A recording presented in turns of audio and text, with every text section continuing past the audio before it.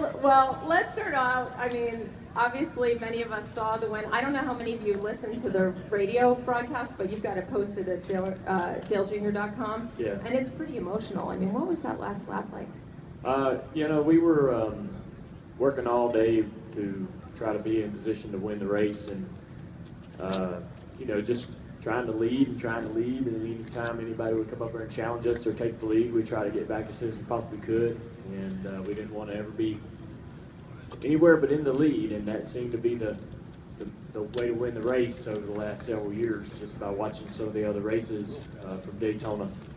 So we had a really, really fast car, and it was doing a lot of good things. Every time we were really putting the car in certain situations, it was succeeding, and guys were having a hard time fighting off, our challenges, and we were having a pretty easy time of keeping guys behind us. And it was just a really amazing race car. So coming down to that last restart, you just want to get a great restart, and I was lucky enough to have Team 8 in position to be behind me and give me a good shove there right off the restart. So when we got going and I got clear of the second place car, I knew we had a great chance of keeping those guys behind us, and we did. So it was, the last lap was pretty uneventful, except for off of 4. Benny and those guys got a little bit of a run on us, but we were able to get to the line first, and it was a great feeling, a great celebration from there on out. Everybody was trying to talk at once on the radio, and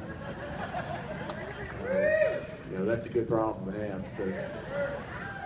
Were you thinking at all about the second place finishes? You finished second in 2010, 2012, 2013. You're coming around, and this is it. I have this chance. So did that go through your head at all?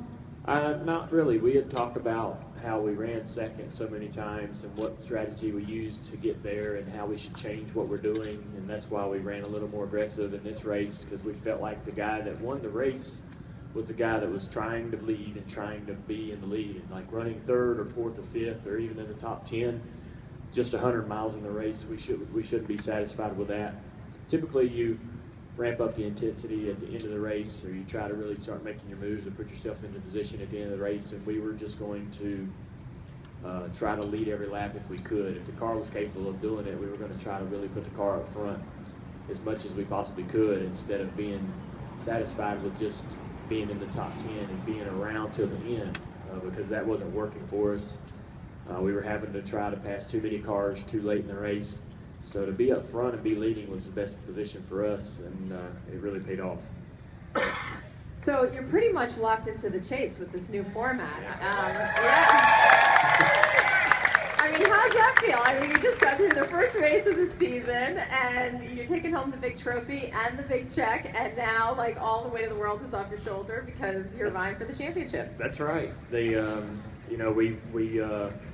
I knew going into the season that we were going to have to win more races, and not only to be able to lock ourselves into the chase, but to get those bonus points. When they started the chase last year, and Matt and Jimmy had 15 bonus points on the whole field, that was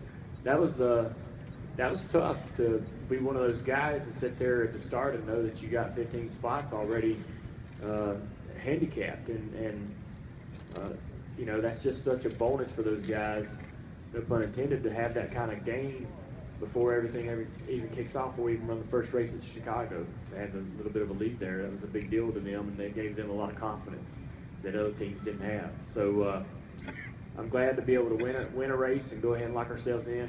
And it also, winning that first race gives us a chance to have a multi-win season. I haven't had one since '04. So if we can win a couple more races this year, we'll be leading the points going into Chicago, or we'll be in the top 2 or 3, and that'll set us up nicely to keep advancing and hopefully be there at Homestead to battle for the championship. You mentioned confidence. I know last year, toward the end of the year, I'd walk through the garage and I'd hear a bunch of people say that you seem to have this new level of confidence. And I remember hearing it again at the NASCAR banquet, even the way that you were when you kind of gave your speeches, and it seems like you've really found your stride. Was there something specific that happened? Not really, just getting more mature, getting older, getting priorities in order. When you're young, your priorities are all over the place, and what's important changes every day. And as you get older, you start to care less about the little things and the important things like your family and friends and your professional career. All those things start to rise to the top of the priority list. And I just, I'm in a good place now. I got my team couldn't be in a better position to succeed. Since we got together with Steve and all these guys that he's got surrounding us, we've gotten better each year and kind of gradually progressed in our performance. And last year we were sitting there running second on a pretty consistent basis, running in the top 10, 8 out of those chase races. So we felt like that this was a year we would really turn the corner and get the job done. And this is also, being this is Steve's last year, there's a lot of urgency for the team to try to make it happen before he's gone. We feel like we can replace Steve, but we also want to win with Steve.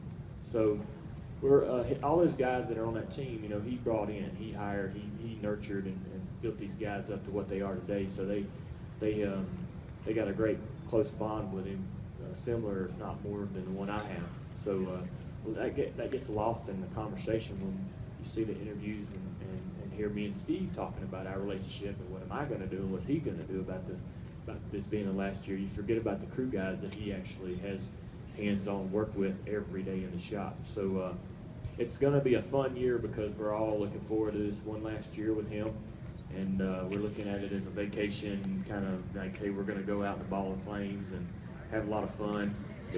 If you ever went to you ever paid a ride at a go-kart track where you go pay $5 and you get on there and ride around? Well, that last, the way me and my friends always did it is the last ticket, we just went out there and went crazy. Because it's the last ticket. And if they kick you off, it's okay. So this is Steve's last ticket. So he's going to give it all he can. He's going to be a bull in a china shop. We're going to be aggressive, and he's going to have some fun. He's got a lot of racing left in him. He's going to get out this season. So we're really excited about it. So we've got a bunch of questions from the fans who are here. This one is from Valerie. She says, most drivers have a certain routine of the day of the race. What's yours? I don't, don't have any superstitions or anything like that other than the typical stuff you learn when you're a kid about broken mirrors and ladders and stuff like that. But I don't have any. And in racing, peanuts are superstitious. Like people, old racers wouldn't let you come around the car eating peanuts. Peanut shells are bad luck. If you find a ladybug, put it in the car, that's good luck. All kinds of little stuff. That's all some stuff that I learned from racers. But our morning, race day morning is really repetitive every week. We get up in the morning. The first thing we do is we go to probably come out here to a 10 or somewhere to talk to National Guard folks, and then we'll meet with some Diet Mountain Dew folks, and maybe Rick or the boss man Rick or somebody at HMS has a group we need to meet. Maybe it's someone who's getting ready to deploy overseas in the military, or someone who just came home, or somebody who's a friend of theirs. It just depends on what the situation is. We do those type of things early in the morning, and then we'll get to the driver's meeting immediately after that. The driver's meeting is, there's a lot of people in there. It's a little bit more of a show than it is anything else. Used to be a true driver's meeting where only the drivers were there, and we would actually raise our hands and talk to the NASCAR folks that were leading the meeting and ask questions about the track and the rule changes that might have happened.